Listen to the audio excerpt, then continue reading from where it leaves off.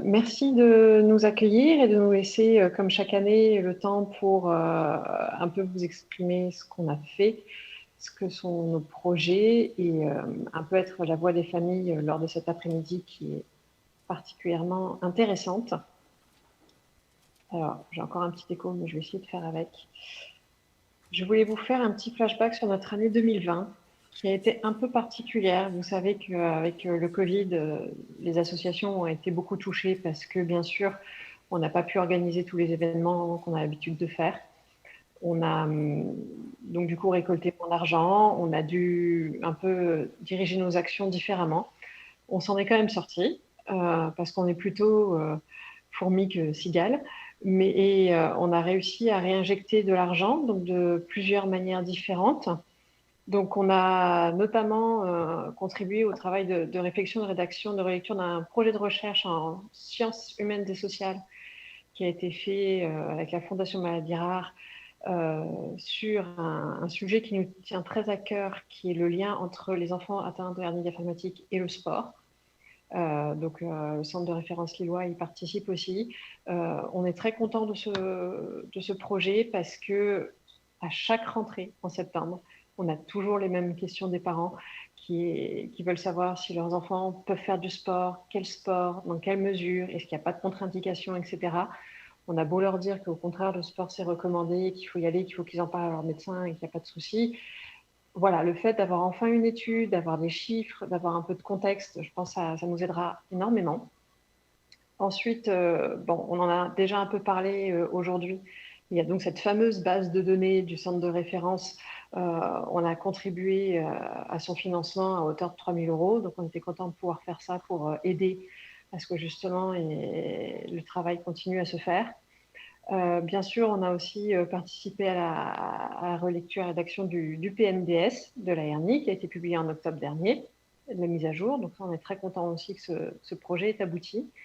Et enfin, on a participé à la rédaction de la fiche urgence orphanette sur la hernie diaphragmatique. Donc, ça aussi, maintenant, il y a un QR code. C'est très simple pour les médecins pour pouvoir y accéder. Donc, on était très contents que ce projet aboutisse. Sur ce qui va se passer en 2021. Donc ça, c'est en avant-première pour vous aujourd'hui. Nous lançons le 1er juillet notre deuxième appel à projet. Donc voilà, on a quand même réussi à gérer nos finances pour pouvoir permettre de pérenniser cette action. On essaye maintenant de faire en sorte de pouvoir vous lancer un appel à projet tous les 2 ans. Donc toujours en partenariat avec la Fondation Maladies Rares. L'idée, c'est de permettre 1 ou 2 financements de 5 à 10 000 € sur 1 à 2 ans. Et volontairement, on a un champ qui est assez large parce que sur l'objet, on accepte tous les projets qui soient en anténatal, en postnatal, en chirurgie, prise en charge pédiatrique, voilà, parce qu'on est intéressé justement par tous les programmes de recherche que vous pouvez avoir et on a envie de pouvoir vous aider. Alors, cette année, on le lance un petit peu en avance parce qu'on sait que vous avez tous des programmes très chargés, mais ne vous inquiétez pas, la deadline, c'est le 11 octobre. Donc, vous avez le temps. C'est justement pour vous préparer, que vous sachiez qu'il y a ça qui arrive. Je sais que la dernière fois, il y avait eu, ça a été un peu speed et en dernière limite pour certains. On avait eu 4 projets pour notre premier appel à projet, donc très content du succès. Et on a envie de renouveler ça. Donc voilà, deadline le 11 octobre avec pour objectif que le lauréat soit annoncé avant les vacances de Noël. Et enfin, donc 2 petits sujets que je voulais voir avec vous. Donc il y a c'est aussi pour discussion. On a un sujet qui revient assez régulièrement, justement, c'est l'aide financière pour les familles. Alors, je vous rappelle qu'à la Pédia, on aide financièrement les familles. On a une action à ce titre où on peut aider les familles pour leurs frais de logement, de transport, voilà, dès qu'elles sont éloignées de l'hôpital. On aide aussi bien les mamans que les papas, que les fratries, donc voilà, sur justificatif et sur conditions de ressources. Il y a encore beaucoup de questions de la part des familles sur les aides existantes. On en a parlé avec Alexandra la semaine dernière. Voilà, je pense qu'on a besoin de faire le point entre vous, ce que vous savez, ce que nous on sait, ce qui existe, parce que je pense, un peu le parcours du combattant pour les familles encore, surtout celles qui ont le moins de moyens. et elles ont vraiment autre chose à faire au moment du diagnostic et de tout le parcours que de courir à droite à gauche pour rechercher ces aides. Et le deuxième sujet que je voulais aussi partager avec vous, c'est que malheureusement, j'ai encore trop de familles au téléphone qui me contactent et qui ne sont pas au courant du superbe guide pratique sur la hernie à destination des familles qui a été fait avec toute l'équipe du centre de référence, Fimato, les diététiciens, les psychologues. Voilà, on a fait un super travail sur ce guide. C'est vraiment un très bel outil. Nous, on l'a mis en téléchargement sur notre site, mais l'idée, c'était aussi que les familles puissent l'avoir au moment de la consultation en centre de compétences ou en centre de référence à l'annonce du diagnostic, pour qu'elles aient le support après quand elles rentrent chez elles, quand elles décantent, qu'elles puissent relire à tête reposée et trouver les bonnes informations. Et j'ai encore trop de familles, malheureusement, au téléphone qui ne sont pas au courant de l'existence de ce guide. Et voilà, donc Fimato, n'hésitez pas à passer commande auprès d'eux pour obtenir vos exemplaires. On en a nous aussi à l'association quelques-uns en stock. Donc s'il faut rééditer, on en parle aussi. Mais voilà, c'est un très bel outil et je trouve ça dommage qu'il soit visiblement pas assez exploité. Et voilà, et j'aurais fait le tour pour moi. Merci beaucoup.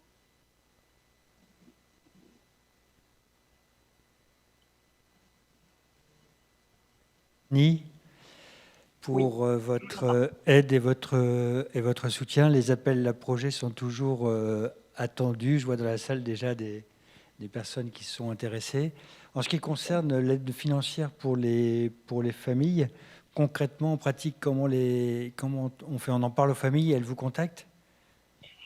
En fait, il faudrait vraiment qu'on arrive, c'est ce qu'on se disait avec Alexandra. Moi, j'avais pas connaissance non plus du fait que, par exemple, pour les pauses de ballonnet, que les logements des mamans en maison des parents étaient pris en charge par la Sécu, ce qui était assez intéressant. Nous, on aide maintenant aussi à payer le logement du papa, parce que lui, apparemment, je pense pas qu'il soit pris en charge par la Sécu. Mais je pense que c'est intéressant qu'avec peut-être une assistante sociale du centre de référence, on arrive à faire le point sur ce qui existe pour pouvoir aiguiller les familles de manière efficace. Nous, notre aide, elle existe, elle est indiquée sur notre site internet. Dès que j'ai des familles au téléphone, je leur en parle. N'hésitez pas à leur en parler aussi.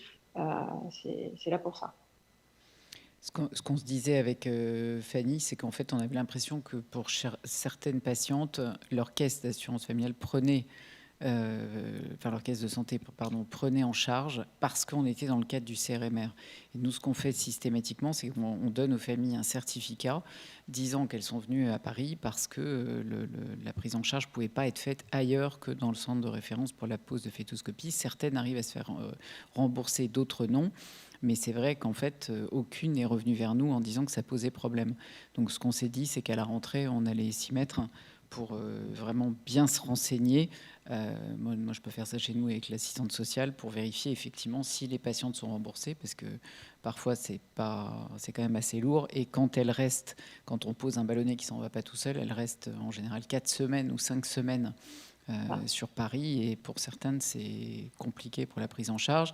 Et la maison des parents, en tout cas le reste à charge qui doit être quand même de une dizaine d'euros par jour est pris en charge par certaines mutuelles. Mais bon, il faut que le système fonctionne pour tout le monde, donc là on a un vrai travail à faire. Merci Alexandra. D'autres remarques ou questions à Fanny? Merci Fanny. On va donc passer à l'exposé suivant.